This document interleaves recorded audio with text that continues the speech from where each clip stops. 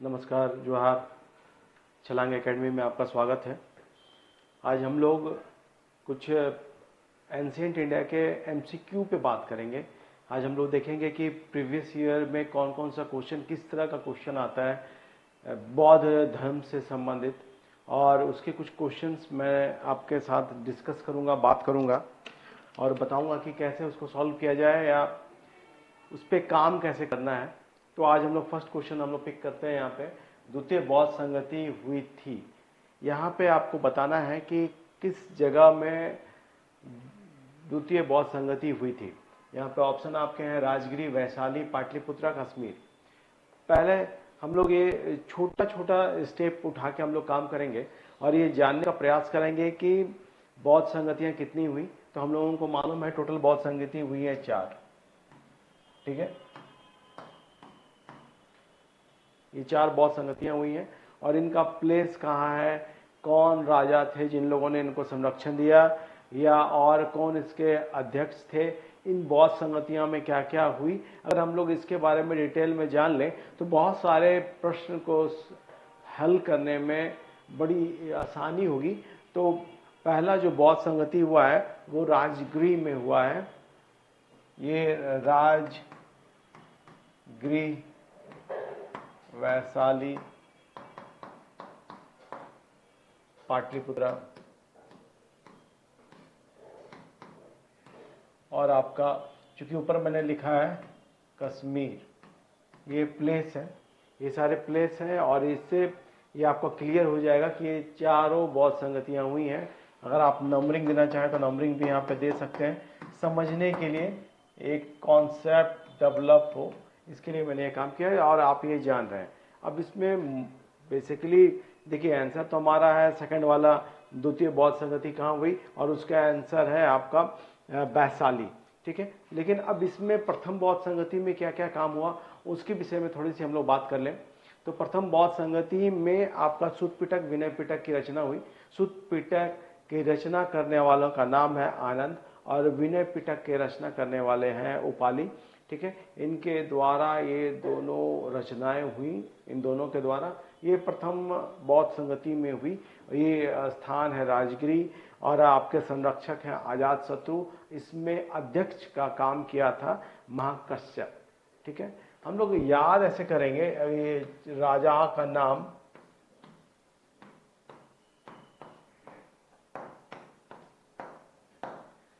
अजातशत्रु, कालाशोक, अशोक, कनिष्क, अक। अगर हम लोग ये वर्ड अगर याद रख सकते हैं तो ये राजा का नाम बड़ा इजीली याद हो जाएगा हम लोगों को। ठीक है, और ये चारों को आप सेट कर देंगे तो आपके लिए बड़ा आसान हो जाएगा कि किसके संरक्षण में कौन उसमें किंग था जिसके अंडर गाइडेंस में ये सारी बौद्ध संगतियां हुई। बौद्ध संगतियां का मतलब होता है कि बौद्ध धर्म से संबंधित कुछ भी विवाद वहां उत्पन्न हो गया हो तो उसको सॉल्व करने के लिए यहाँ पर संगतियां बुलाई जाती है और उसमें एक निर्णय लिया जाता है कि अब हम लोग क्या काम करेंगे, बौद्ध धर्म को कैसे हम लोग सुचारू रूप से ले जाने का प्रयास करेंगे। देखिए पहला बौद्ध संगति 483 में हुआ, दूसरा उसके 100 साल के बाद हुआ आपका 383 में दूसरा बौद्ध संगति होगा। तीसरा, सब ईसा पूर्व की बात हम कर रहे हैं, और तीसरा वाला 250 ईसा पूर्व में हुआ। ठीक है, तो पहले हम लोग फर्स्ट वाले बौद्ध संगति को हम लोग पूरा निष्कर्ष निकाल लें कि क्या क्या हुआ इस बौद्ध संगति में, क्या क्या इंपॉर्टेंट काम हुए, वो सब हम लोग थोड़ा देख लेते हैं और उसके बाद फिर हम लोग द्वितीय वाले में आगे बढ़ेंगे। अगर इस तरह से हम लोग पूरा अगर कंप्लीट कर लें तो बड़ी आसानी हो जाएगी सारे प्रश्नों को सॉल्व करने में। ठीक है, इस सम्मेलन में 500 भिक्षु उपस्थित हुए थे। देखिए आप अगर बौद्ध संगतियां करेंगे तो सिर्फ एक अध्यक्ष और एक राजा के साथ बैठ के हम लोग काम करें तो ऐसा नहीं है, वहां पे साथ में बौद्ध धर्म से संबंधित जो भिक्षु होंगे उनकी भागीदारी होगी, उनका पार्टिसिपेशन होगा, और इसलिए इसको पंचसतिका भी कहा जाता है। यहाँ पे 500 भिक्षुओं ने भाग लिया इसलिए इसको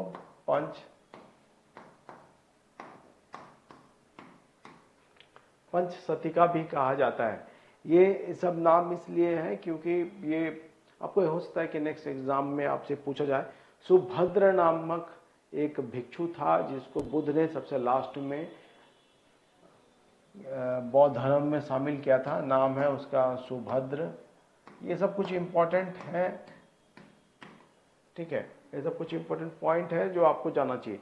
अच्छा, सुभद्र के बारे में ऐसा क्या है, सुभद्र जो है लास्ट है, बुद्ध का अनुयायी वही है, सबसे अंत में वही बना है। और बुद्ध की मृत्यु के बाद उसने कहा कि अब हम लोगों को नियम कानून सबसे मुक्ति मिल गई, छुट्टी मिल गई। अब हम लोगों को कोई ये बोलने वाला नहीं है कि क्या करना है क्या नहीं करना है। ये बड़ा प्रसन्न हुआ था ये आदमी, इसलिए इसका नाम मैंने नोट किया। तो प्रथम बौद्ध संगति कहाँ हुई, कौन सा राजा था, किसकी अध्यक्षता में हुआ, कितने लोगों ने भाग लिया, इसमें क्या निर्णय लिया गया, कौन से ग्रंथ की रचना की गई, ये सब चीजों का मैंने आपको बताया। सुत्त पिटक, विनय पिटक दो तरह के चीज हैं जिसकी रचना हुई है। अब देखिए सुत्त पिटक में है क्या, थोड़ा मैं इसको क्लियर ही कर दूं और तो इससे आसानी होगी।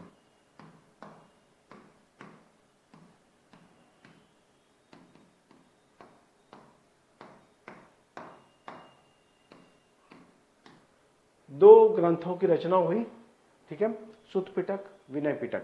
सुत्त पिटक क्या है, सुत्त पिटक धर्मोपदेश है। सुत्त पिटक में बुद्ध के द्वारा, भगवान बुद्ध के द्वारा जो जो धार्मिक उपदेश दिए गए हैं उसके बारे में उसमें चर्चा की गई है। सुत्त पिटक को इंसाइक्लोपीडिया भी कहा जाता है, बौद्ध धर्म का इंसाइक्लोपीडिया भी कहा जाता है सुत्त पिटक को। सुत्त पिटक में 5 निकाय हैं, ठीक है, सुत्त पिटक में 5 निकाय हैं,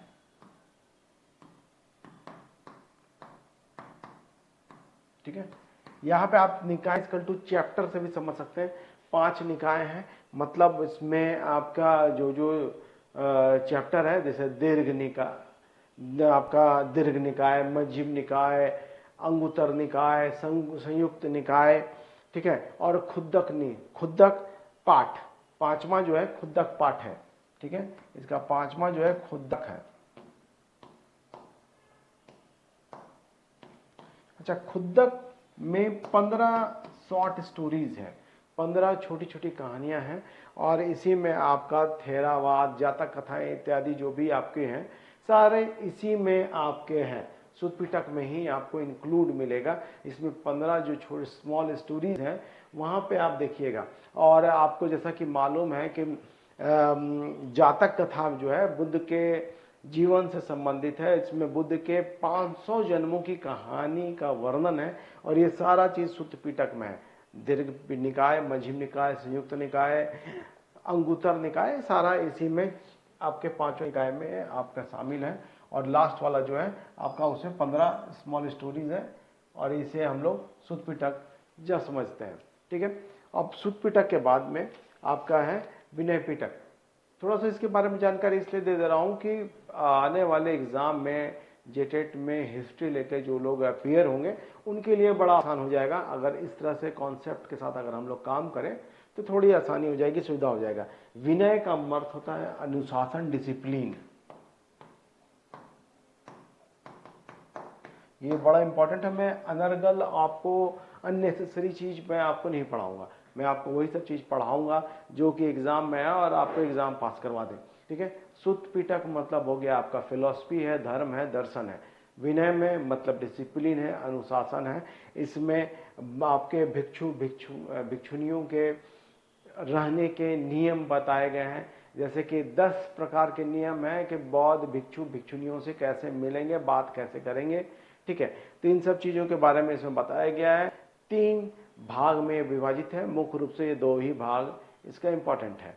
भाग टोटल 3 है लेकिन 2 भाग ही इसका इंपॉर्टेंट है। तो ये सारे चीज आपके राजगृह में हुआ, और उसके बाद अब हम लोग नेक्स्ट स्लाइड पे काम करेंगे, ठीक है। नेक्स्ट है आपका भारत को बौद्ध धर्म का सबसे महानतम उपहार क्या है। क्या एक लोकप्रिय धर्म, दूसरा मठ व्यवहार, तीसरा प्रचुर साहित्य, चौथा विदेशी देशों के साथ संपर्क। अच्छा, यहाँ पे 1 बाय 1 हम लोग एक बात कर ले। देखिए ऑलमोस्ट बौद्ध धर्म का सारा उपहार ही है, इसमें हम लोग को सबसे बेस्ट ऑप्शन जो है चूज करके निकालना है। फॉर एग्जाम्पल आपका एक लोकप्रिय धर्म, ऑब्वियसली भारत में एक लोकप्रिय धर्म के रूप में आपको दिखाई देगा बौद्ध धर्म, लेकिन भारत से गायब हो जाएगा फिर बाद में। ठीक है, नेक्स्ट है मठ व्यवस्था। ऑब्वियसली मठ व्यवस्था का निर्माण जो है बौद्ध धर्म की एक महानतम देन जरूर है, लेकिन अगर सब में एक बेस्ट चूज करना हो तो हम लोग नेक्स्ट पॉइंट की ओर आगे बढ़ेंगे। प्रचुर साहित्य, बिल्कुल बौद्ध धर्म से संबंधित प्रचुर साहित्य इसमें उपलब्ध है, तरह तरह के साहित्यों का निर्माण किया गया, लेकिन विदेशी देशों के साथ विदेशी देशों के साथ संपर्क जो है ये सबसे इम्पॉर्टेंट है, क्योंकि यही है वो पॉइंट जिसने पूरे दुनिया को भारत के बारे में जागरूक किया, भारत से अवेयर कराया, भारत के धर्म प्रचार के बारे में बताया। आपको मालूम होगा कि बौद्ध धर्म का बहुत सा जीस्ट जो है वो उन लोगों ने आपको उपनिषदों से ग्रहण किया है। उपनिषदों से, बौद्ध हो या जैन हो, उनके मूल सिद्धांत वस्तुतः उपनिषदों से लिए गए हैं। इसीलिए उपनिषदों के बारे में जानकारी आपको पूरी दुनिया को देने का श्रेय बौद्ध धर्म को जाता है। और फिर बाद में हम लोग यहाँ पे ये भी जानते हैं कि हिंदू धर्म ने बौद्ध को भी अपने में समाहित कर दिया और उसे विष्णु के दशावतार में भगवान बुद्ध को भी हम लोग समाहित कर लेते हैं। तो इस तरह से बौद्ध धर्म का प्रचार प्रसार जो विदेशों में हुआ, सबसे इंपॉर्टेंट यही है बौद्ध धर्म का। नेक्स्ट क्वेश्चन,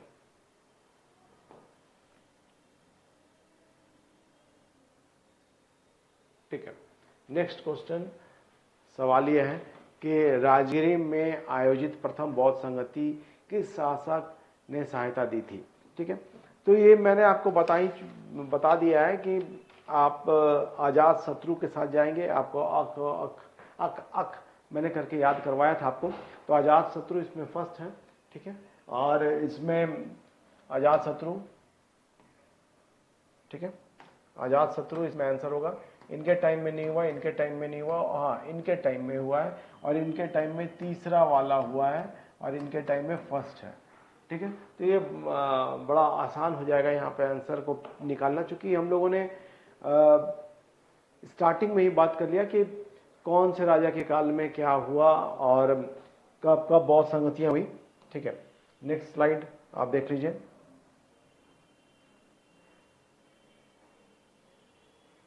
ठीक है, यहाँ पे क्वेश्चन है आपका, संलेखन का अर्थ है उपवास के द्वारा मृत्यु वरण करने का धार्मिक संस्कार।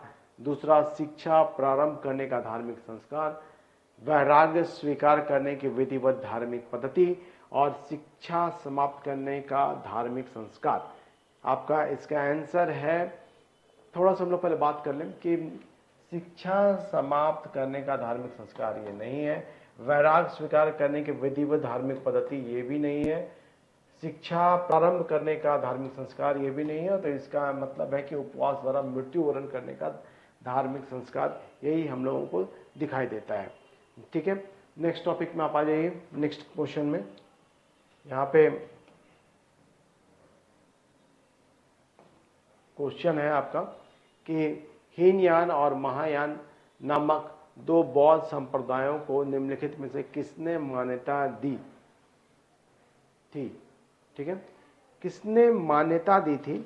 यहाँ पे हम लोग बात कर लें कि हीनयान और महायान आपका चतुर्थ बौद्ध संगति में ये दो संप्रदायों में बौद्ध धर्म विभाजित हुआ। चतुर्थ बौद्ध संगति, इसमें दो पार्ट में डिवाइड हुआ।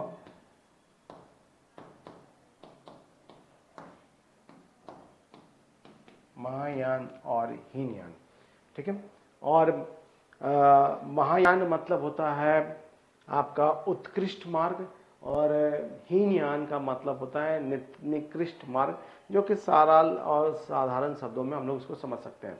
ठीक है, चतुर्थ बौद्ध संगति जैसा कि हम लोगों को मालूम है कि कनिष्क के टाइम में हुआ, और आपका कुंडलवन कश्मीर में इसका आयोजन किया गया, और इसमें अध्यक्ष थे वसुमित्र और उपाध्यक्ष थे आपके अश्वघोष। ये नॉर्मल चीज़ है, ये सब चीज़ सब लोगों को जानना चाहिए। अब यहाँ से अब आगे देखिए क्या होता चला जाएगा कि अब बौद्ध धर्म के लोग पाली को छोड़कर संस्कृत को अपना माध्यम बनाते चले जाएंगे, संस्कृत में निर्भर ये होते चले जाएंगे। अब बुद्ध की प्रतिमाओं का पूजा के रूप में प्रयोग किया जाने लगेगा।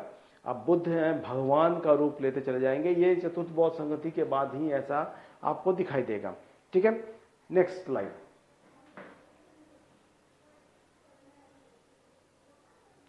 तो ये आपका इसका आंसर हो जाएगा कश्मीर में चतुर्थ बौद्ध संगति। ठीक है, यही आपका इसका आंसर है। नेक्स्ट, ठीक है, नेक्स्ट स्लाइड है आपका महात्मा बुद्ध के प्रारंभिक शिक्षक गुरु आलार निम्नलिखित में से किस गण से संबंधित है? तो उसके ऑप्शन है सुभारगिरी के भिक्षु, केल्सपक के भिक्षुक, पावा के मल्ल और कुशीनगर के मल्ल। ठीक है, तो इसका आंसर होगा आपका केल्सपक के भिक्षु। आलार कलाम नाम है इनका, बेसिकली ये आलार कलाम के नाम से ये जाने जाते हैं। ठीक है,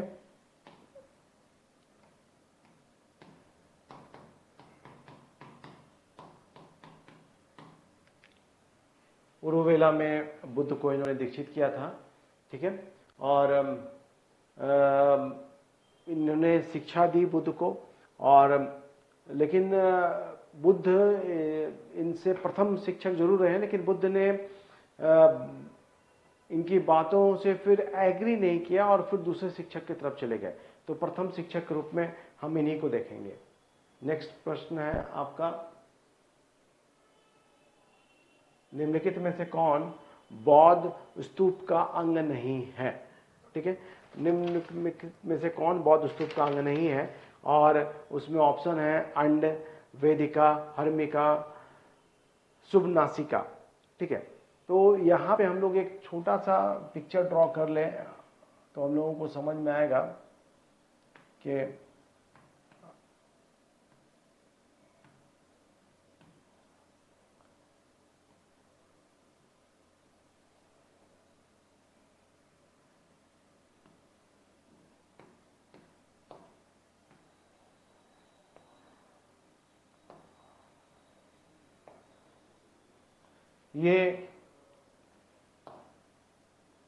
यही मोटा मोटी स्तूप की संरचना होती है, और इसमें जो ऊपर में ध्वज वाले निकला हुआ है उसको छत्र बोलते हैं, हम लोग छत्र बोलते हैं इसको अंड बोलते हैं, इसको प्रदक्षिणा पथ बोलेंगे।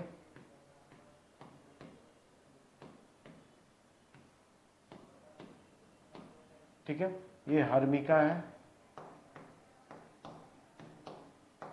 ठीक है, यही सारा इसमें जो स्ट्रक्चर है इसमें हम लोग यही जानेंगे। ठीक है, तो देखिए छत्र में ध्वज होगा आपका। हर्मिका जो है ये गुंबद यहाँ पे ऊपर में जो है रेलिंग जो है उसके लिए हम लोग ये प्रयोग करेंगे हर्मिका को। अंड मतलब जो स्तूप का जो रचना है उसके लिए अंड का प्रयोग करेंगे। यहाँ पे प्रवेश द्वार या तोरण द्वार इसको बोलते हैं, तोरण द्वार है, एंट्री यहीं से करेंगे और इसके चारों ओर आप परिक्रमा करेंगे, इसी को प्रदक्षिणा पथ बोलते हैं। तो आप देखिएगा शुभ नासिका नाम का कोई भी अंग स्तूप में पाया नहीं जाता है। ठीक है, नेक्स्ट सवाल पे हम लोग आएंगे, बात करेंगे। अच्छा, इसका आंसर मैं आपको बता दूं, इसका आंसर ये है, यही होगा। ठीक है, नेक्स्ट,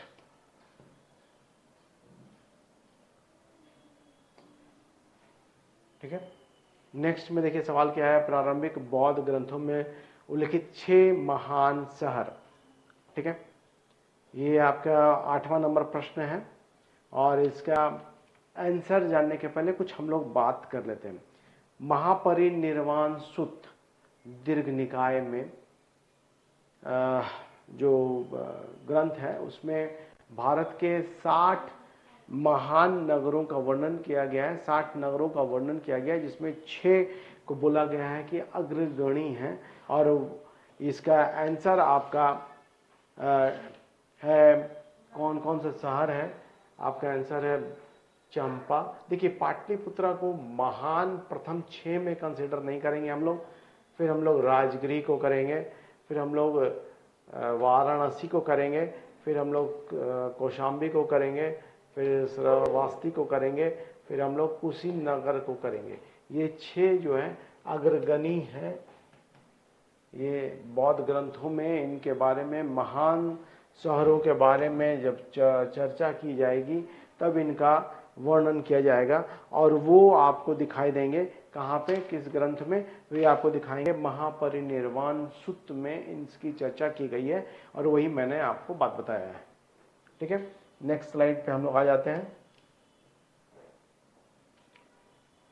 ठीक है, नेक्स्ट स्लाइड है कि बुद्ध के जीवन की निम्नलिखित में से कौन सी घटना पूर्णिमा के दिन नहीं हुई। ये बड़ी साधारण सी बात है कि बौद्ध धर्म आप अगर जान रहे हैं, पढ़ रहे हैं बौद्ध के बारे में, तो बुद्ध के बारे में आपको मालूम है कि उनके जीवन में सारी घटनाएं जो है ऑलमोस्ट बुद्ध पूर्णिमा के दिन ही हुई है। तो उन्होंने जब उन्होंने त्याग किया, गृह त्याग किया है, तो वो दिन जो है बुद्ध पूर्णिमा का दिन नहीं है। बाकी आपका सारा चीज जो है बुद्ध पूर्णिमा के दिन ही घटित होगी। तो ये बड़ा सिंपल और सरल है, और सिर्फ गृह त्याग जो है वही उनका बुद्ध पूर्णिमा का दिन नहीं हो रहा है, बाकी सारा कुछ उनका बुद्ध पूर्णिमा के दिन ही हो रहा है। सारी गतिविधियां और सारे कुछ उनके जीवन में जो घटित हुई है, सारा कुछ बुद्ध पूर्णिमा के ही अवसर पर दिन में ही होता है। नेक्स्ट क्वेश्चन है, अष्टांग मार्ग की व्याख्या किसका विषय बनती है। ठीक है, अष्टांग मार्ग का विषय जो है, अष्टांग मार्ग की व्याख्या किसका विषय बनती है। ये अष्टांग मार्ग धर्म चक्र परिवर्तन सूत्र से लिया गया है। अष्टांग मार्ग जो है, जीवन में दुख है, दुख और जो भी देखा जाए तो बुद्ध का जो उपदेश है सारा कुछ अष्टांगिक मार्ग पर ही निर्भर करता है, और धर्म चक्र परिवर्तन उसको कहा गया है। बुद्ध ने जो ज्ञान दिया, जो दर्शन दिया, तो इसका आंसर आपका ये हो जाएगा, डी नंबर हो जाएगा। और नेक्स्ट क्वेश्चन है। ठीक है, ये क्वेश्चन हम लोग अभी देख लेते हैं। बुद्ध के जीवन में महत्व के निम्नलिखित स्थानों को काल क्रम के अनुसार व्यवस्थित कीजिए। ठीक है, तो काल क्रम के अनुसार व्यवस्थित करना है, तो हम लोग पहले देखेंगे कि उनका जन्म कहाँ हुआ, फिर उनकी मृत्यु कब होगी, तो उसके बीच में ही सारा कार्यक्रम होगा। ज्ञान मिलेगा, ज्ञान मिलने के बाद फिर वो प्रवचन देंगे, ज्ञान देंगे। तो ऐसे ही क्रोनोलॉजी को हम लोग पकड़ के काम करेंगे, सेट करेंगे। तो सबसे पहले इनको कुशीनगर में क्या होगा, इनका जन्म होगा। बोध गया में इनको ज्ञान मिलेगा। ठीक है, सारनाथ में प्रवचन देंगे। इस तरह से हम लोग सारा कुछ देख के सेट कर देंगे, और उसको सेट करेंगे ऐसे हम लोग कि लुम्बिनी में इनका जन्म होगा, बुद्ध का जन्म। यहाँ पे हम लोग जन्म दिखाएंगे। ठीक है, और बोध गया में ज्ञान देंगे। ठीक है, वो ज्ञान की प्राप्ति होगी। यहाँ पे मृत्यु, तो ऑब्वियसली जन्म और मृत्यु फर्स्ट और लास्ट होगा। अगर आप आंसर आप पिक करेंगे तो यहाँ पे आपको दिखाई देगा 2 ऑप्शन है, और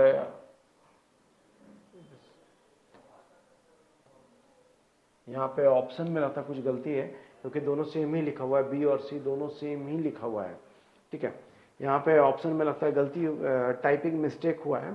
इसका आंसर आप देखेंगे यही होगा, दोनों में से दोनों ही आंसर सही है।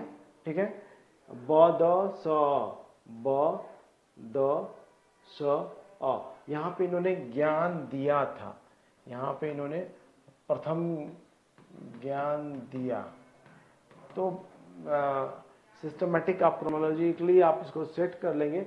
जन्म, मृत्यु, फिर आपका जन्म होगा और मृत्यु लास्ट में होगा, फिर ज्ञान, उनको खुद की प्राप्ति होगी, फिर ज्ञान देंगे और लास्ट में उनकी मृत्यु हो जाएगी। मृत्यु के बाद तो कोई काम नहीं करता है जीवन में, इसलिए वहां पे स्टॉप हो जाएगा, उसके बाद तो कोई काम नहीं करेंगे ये। ठीक है, नेक्स्ट क्वेश्चन में आप आ जाइए। बौद्ध धर्म हिंदू धर्म के अंतर्गत एक सुधार आंदोलन था, यह किसने कहा था? ये बड़ा फेमस लाइन है। ठीक है, इनमें से उपयुक्त में से कोई नहीं, इसमें आंसर होगा उपयुक्त में से कोई नहीं, क्योंकि ऑप्शन बीपी सिंह है, जेम्स मिलर है, ड्यूलेन हॉग है, इनमें से कोई भी ये इन्होंने कहा नहीं है कि हिंदू धर्म के अंतर्गत एक सुधार आपका सुधार आंदोलन है बौद्ध धर्म जो है। ठीक है, यहाँ पे ऑप्शन नहीं है। नेक्स्ट में हम लोग आइए बात कर लेते हैं हम लोग। ठीक है, नेक्स्ट में आप आ जाइए। निम्न में से किस ग्रंथ में एक पुरुष व एक महिला के मध्य 10 प्रकार के मिलन का उल्लेख है? और वो नाम है आपके अपथमक गृह सूत्र, फिर नेक्स्ट है आपका विनय पिटक, वार्षिक धर्म सूत्र, बौद्धायन धर्म सूत्र। तो विनय जो पिटक है उसमें आपको रूल रेगुलेशन है, आपको डिसिप्लिन है, ये विनय ही बताता है। तो ऑब्वियसली 10 जो भी प्रकार से मिलने के जो तरीके हैं वो आपको विनय पिटक ही देगा। ठीक है, तो इसका आंसर आपका बी हो जाएगा। ठीक है, नेक्स्ट क्वेश्चन आपका देख लीजिए। बुद्ध के शिष्यों सारिपुत्र एवं महादोलयन के शरीर धातु निम्न में से किस में से कहाँ प्रतिष्ठापित माने जा सकते हैं? पूरा क्वेश्चन ये है, माने जाते हैं।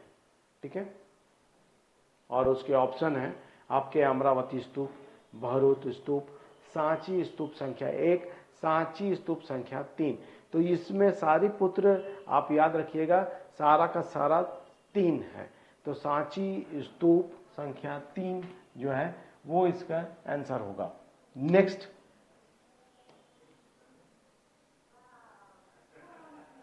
जो है वो आप देख लीजिए क्वेश्चन क्या है। नेक्स्ट क्वेश्चन जो है, किस शासक के काल में 3 महान उपदेशकों बुद्ध, महावीर व मखाली गोशाल ने निर्वाण प्राप्त किया? बिंबिसार, उदयन, अजातशत्रु, नागदशक। ठीक है, तो अजातशत्रु एक ऐसा शासक है जिसके टाइम में इन तीनों ने निर्वाण की प्राप्ति की थी। बड़ा इंपॉर्टेंट ये शासक है। पितृहंता वंश भी कहलाता है अजातशत्रु का। और अजातशत्रु के समय में ही जो कि बुद्ध से दुश्मनी भी रखता था, ये सब कहानी आप पढ़े होंगे, जानते हैं।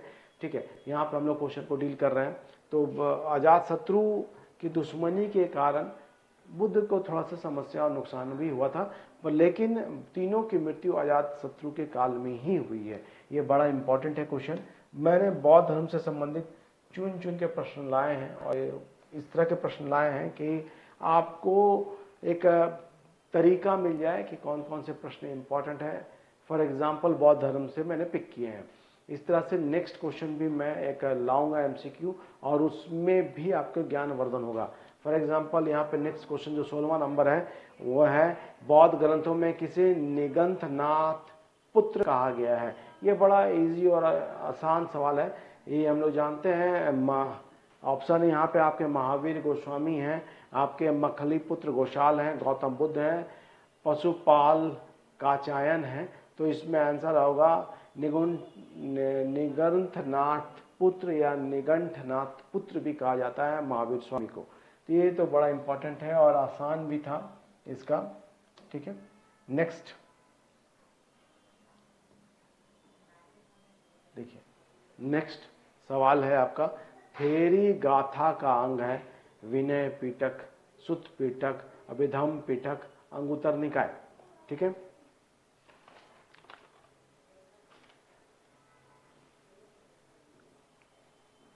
थेरी गाथा आपका प्रश्न है 17, और इसका आपको मैंने बताया कि 4 बार बौद्ध संगतियां हुई हैं और प्रथम बौद्ध संगति में आपका सुत्त पिटक और विनय पिटक की रचना हुई। सुत्त पिटक के बहुत सारे पाठ हैं और उसी पाठ में आपको दिखाई देगा थेरी गाथा। ठीक है, तो इसका आंसर है, बी का आंसर है सुत्त पिटक। सुत्त पिटक में रचना हुई है थेरी गाथा की। और थेरी गाथा जो है खुद्दक निकाय, जो उसमें 15 शॉर्ट स्टोरीज है, जिसमें मैंने आपको बताया था 15 शॉर्ट स्टोरीज है, उसी में से एक स्टोरी ये भी है।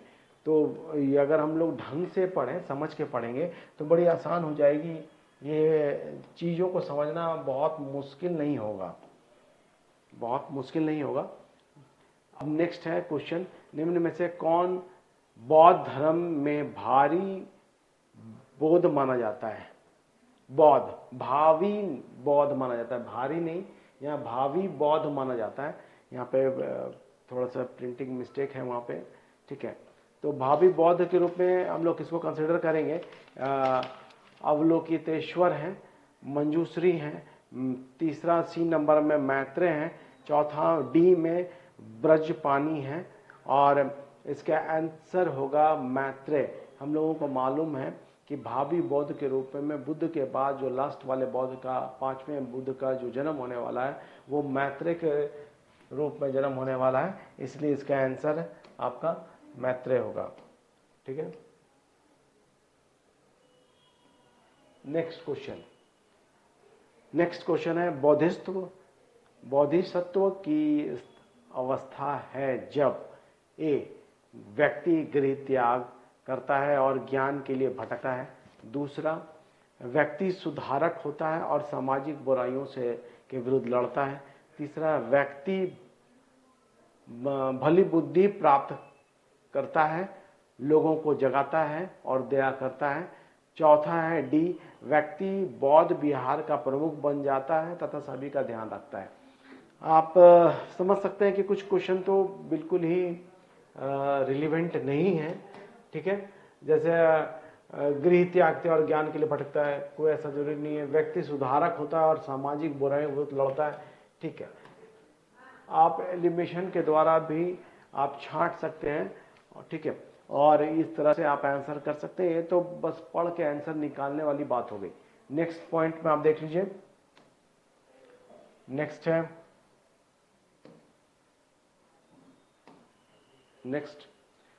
महायान बौद्ध धर्म में बोधिसत्व अवलोकितेश्वर के किस नाम से जाना जाता है? ठीक है, वज्रपानी, पद्मपानी, मंजूश्री और मैत्रेय। मैत्रेय लास्ट वाले बौद्ध होंगे, तो यहाँ पे पद्मपानी जो है ये आपका आंसर हो जाएगा महायान में। ठीक है, किसके बारे में पूछा जा रहा है?